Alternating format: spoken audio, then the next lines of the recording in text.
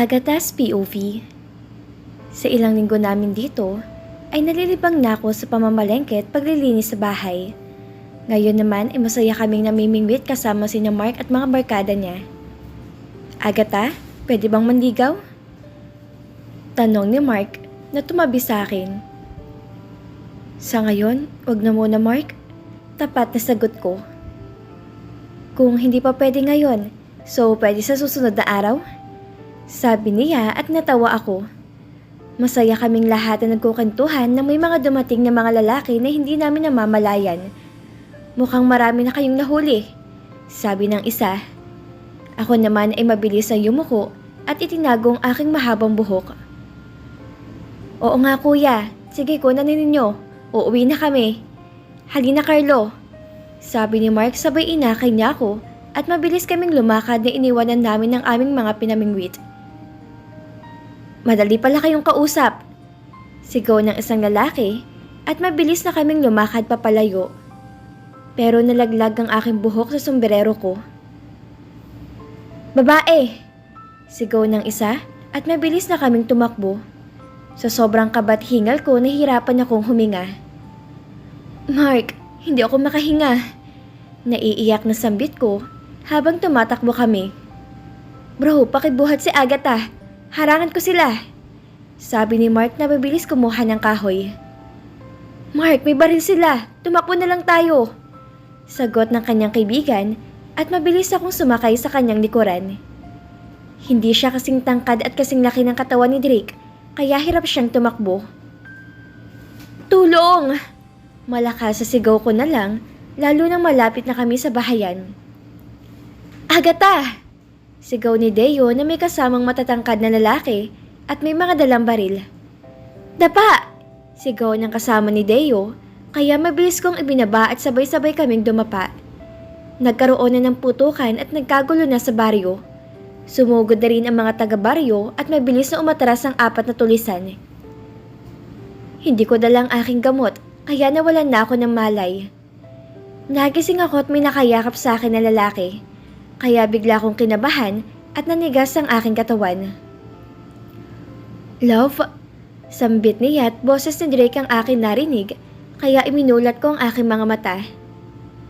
Malaki ang kanyang pinayat at para siyang namumutla. Tahimik lang ako habang si Drake ay mabilis na nagpaliwanag kung bakit siya hindi nakatawag agad. Tumulong aking luha dahil naalala ko na naman ang mga nangyari sa akin na wala siya sa tabi ko. Hindi na ako malinis, kaya hindi na ako karapat-dapat sa kanya. Kalimutan mo na ako, Drake. Break na tayo. Sabi ko na hirap pinipigilan ng aking paghagulhol. Love naman, please makinig ka sa aking paliwanag. Mahal na mahal kita. Umiiyak na rin ang sambit ni Drake. Marumi na ako, Drake. Hindi na ako nababagay sa'yo. Love, halika. Maligo tayong dalawa para hindi ka marumi. Sagot niya na ikinatigil ko. Hindi yan ang ibig kong sabihin. Inisisambit ko na napabangon ako.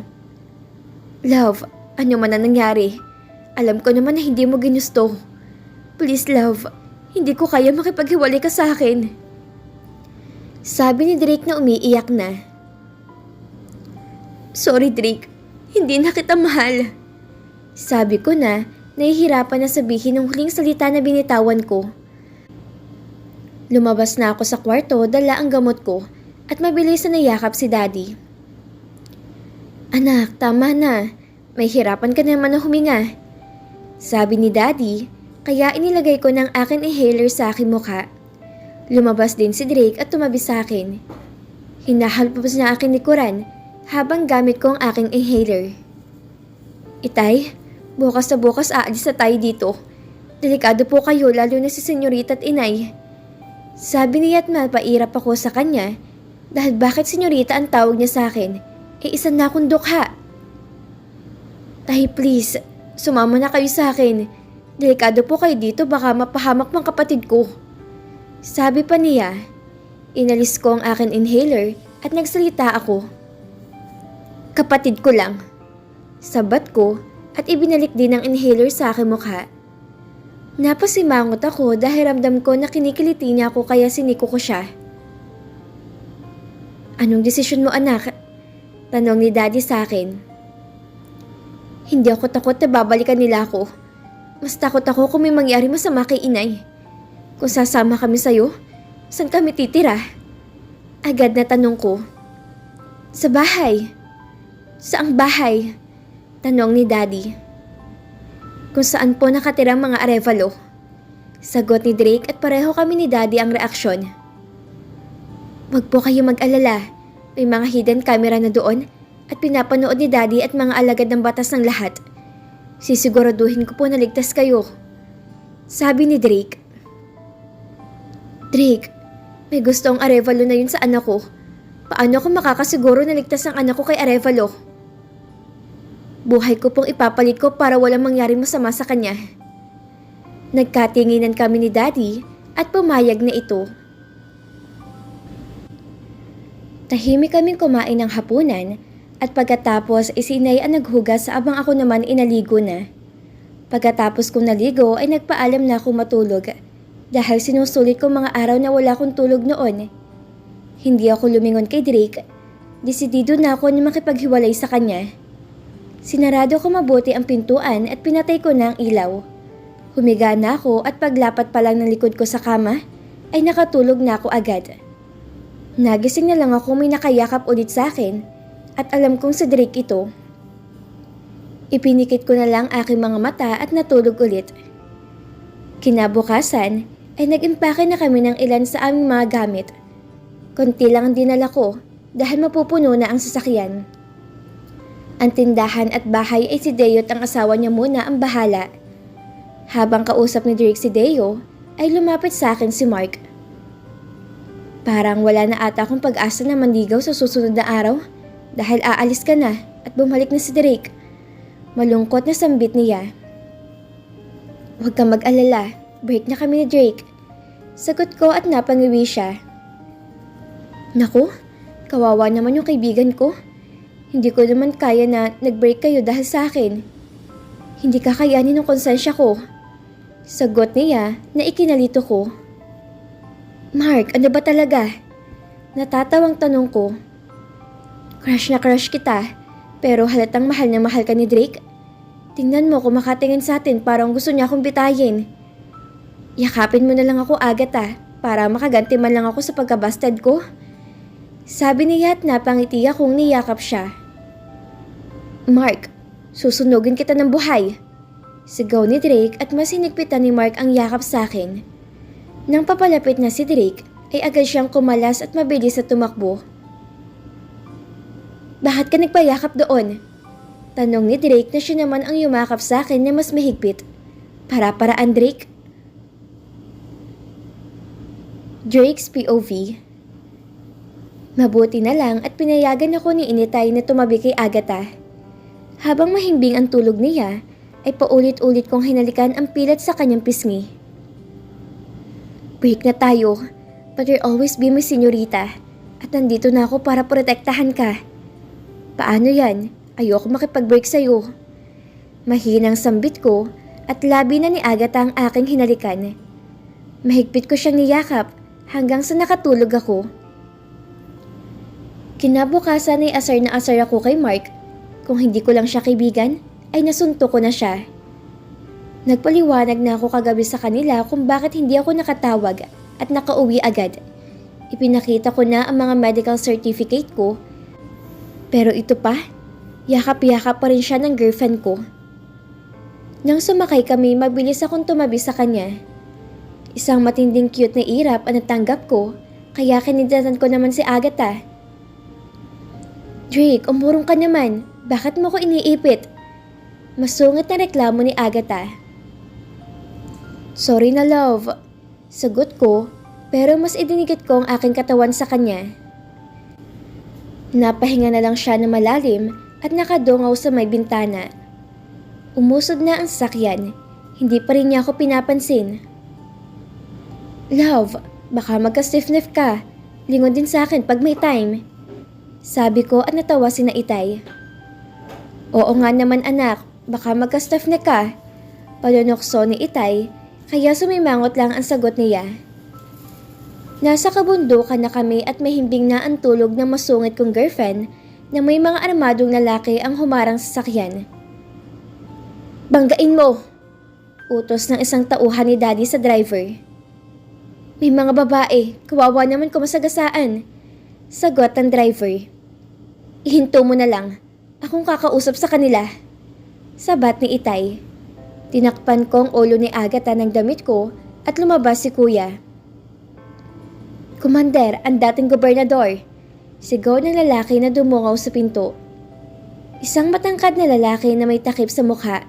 Mata lang ang nakikita ang lumapit sa amin at sumilip din sa sakyan. Nagkasalubong ang aming mga mata at parang may naramdaman akong kakaiba. Saan ang punta nyo? Tanong niya na hindi ko maintindihan kung lalaki o babae ang boses. Uuwi na kami. Please, wag niyong saktan ng asawa ko. Buntis siya. Sagot ni Itay at napatingin ang leader nila kay Inay na mahimbing na natutulog. Sige, ingat. Sabi niya na tumingin ulit sa akin at napansin ko na parang basa na ang kanyang mga mata. Siya kaya ang tito ni Agatha? Siya na mismo ang nagsarado sa pintuan ng sakyan. Nagbusina si Kuya at tuloy na kaming umalis. Napahinga ko ng maluwag at walang nangyari sa amin. Okay naman palang commander ni Lagob. Kinabahan ako dun na. Pag-aamin ni Kuya. Babae ba o lalaki yon? Tanong ng aming driver. Lalaki. May commander bang babae? At ang astig lumakad parang Robin Padilla?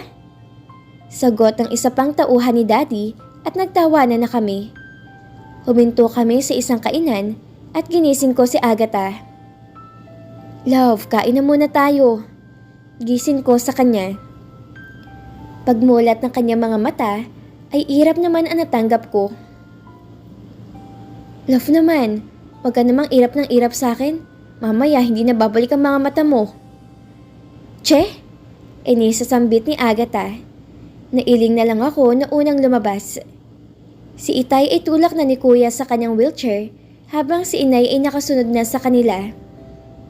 Napangiti ako na pinagmasdan si Inay na lumakad na imagine ko tuloy si Agatha na buntis.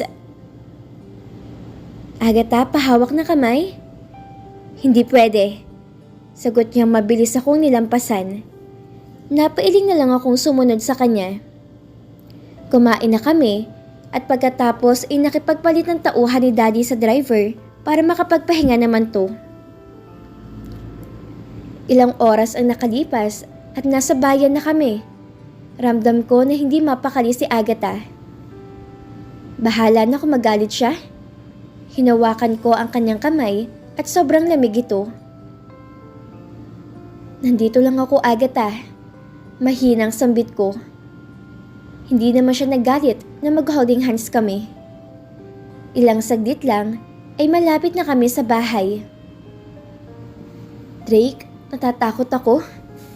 Mahinang sambit ni Agatha. Hindi kita bababayaan. Sagot ko na humalik sa kanyang ulo.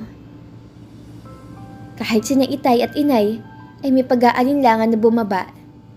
Hawak ko pa rin ang kamay ni Agatha at ang tauhan na ni Daddy ang nagbukas sa pintuan. Nadatnan namin si Arevalo na ang bibilang ng maraming pera sa sala. Nang makita niya kami, ay nagulat siya at biglang tumayo. Pati si Charmel ay nagulat din na may hawak na juice. Bakit sila nandito, Drake?